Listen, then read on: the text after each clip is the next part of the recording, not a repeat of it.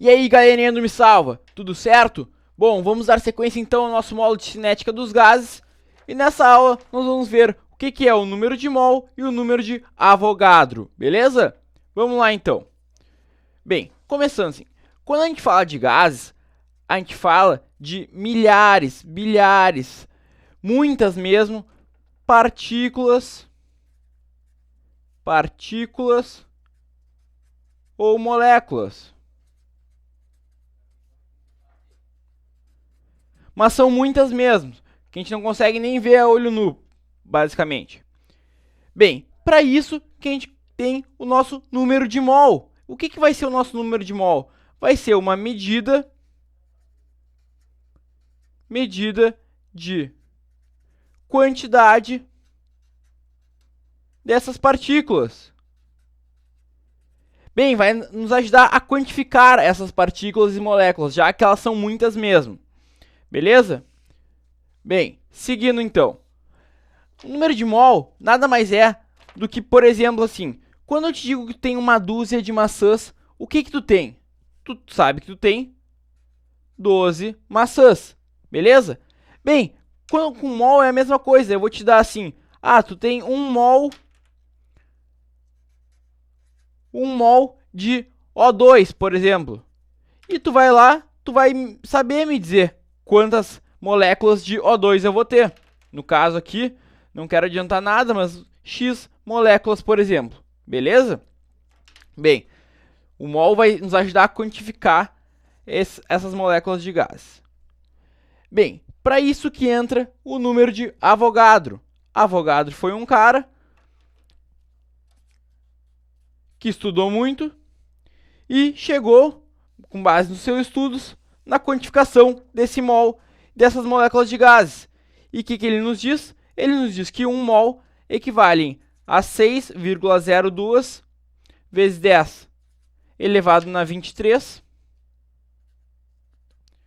O que? Bom, aí podem ser átomos, íons,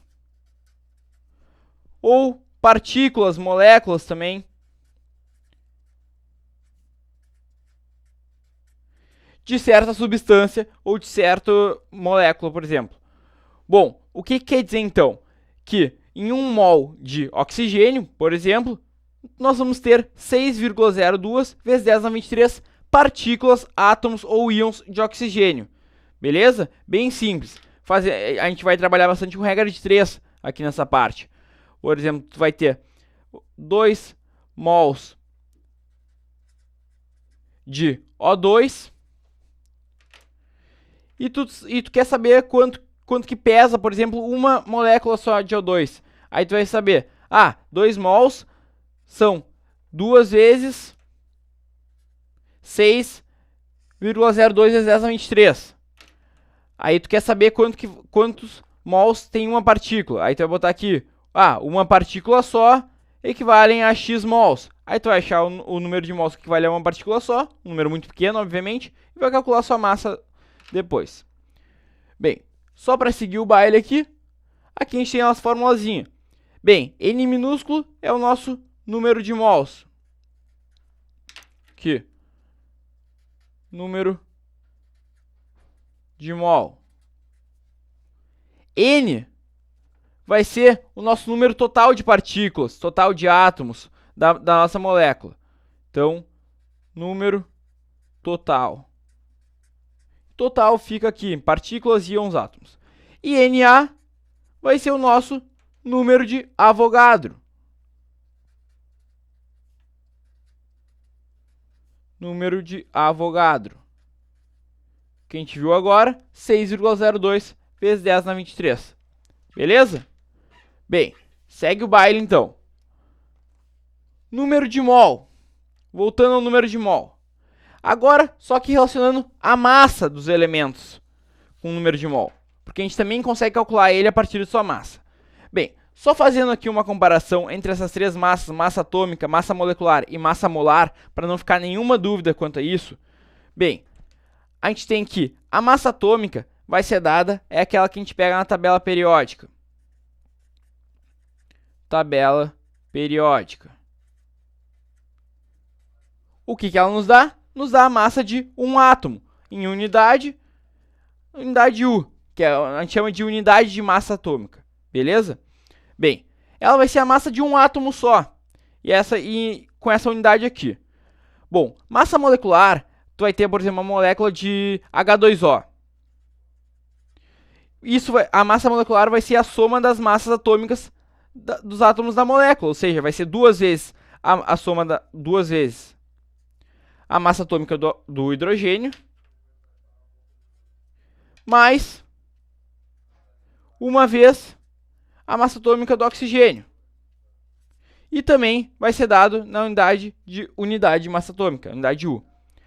Bem, massa molar vai ser a massa de 1 mol da molécula ou 1 mol da substância, do elemento. Beleza?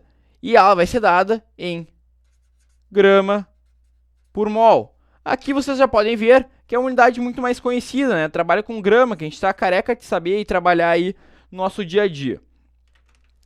Bem, como é que a gente vai achar essa massa molar? Já que a massa molar e a massa atômica, elas são deduzidas a partir do isótopo do carbono, tem elemento carbono lá e tem o seu isótopo, a gente chama de carbono 12. Elas são dadas a partir desse elemento aqui, como base. E é bem parecida a sua demonstração. Só que eu não vou meter a demonstração, eu só quero mostrar para vocês que essa massa molar vai ser sempre igual à massa atômica. Claro que unidades diferentes, mas então tu também vai poder tirar a tabela periódica. A tabela periódica ela vai te dar a massa atômica, mas ela vai te dar em unidade de massa atômica. Aí, por exemplo, tu vai lá olhar lá o oxigênio. O oxigênio vai nos dar um valor de 16U, unidade de massa atômica.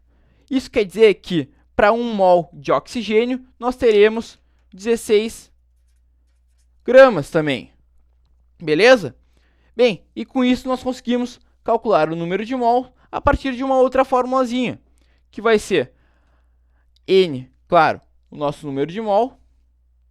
Aqui vou escrever no cantinho. Número de mol. M, com essa sigla M aqui, vai ser a nossa massa total da amostra. Beleza? Bem simples. Massa total da amostra. E nosso M maiúsculo vai ser a nossa massa molar.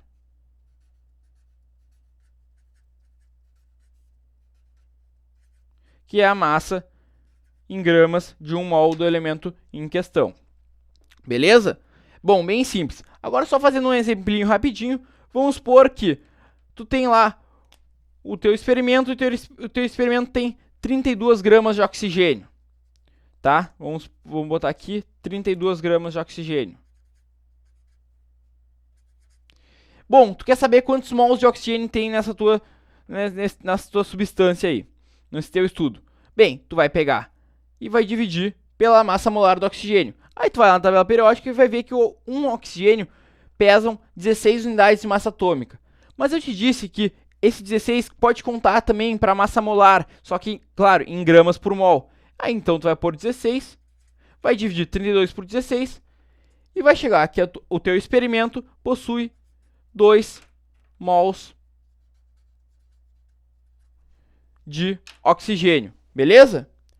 Bem, só relembrando então aqui o que a gente viu nessa aulinha, a gente viu o número de mol e também o número de Avogadro. Espero que tenham entendido e até a próxima!